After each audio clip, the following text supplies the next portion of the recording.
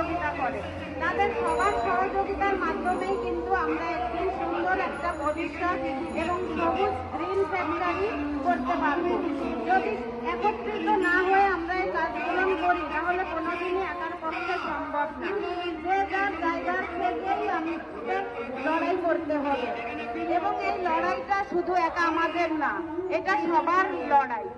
আসল আজকে আমরা তাহলে এখানের থেকে আমরা আমাদের বন্ধ করা করতে হবে, বন্ধ করা করতে হবে।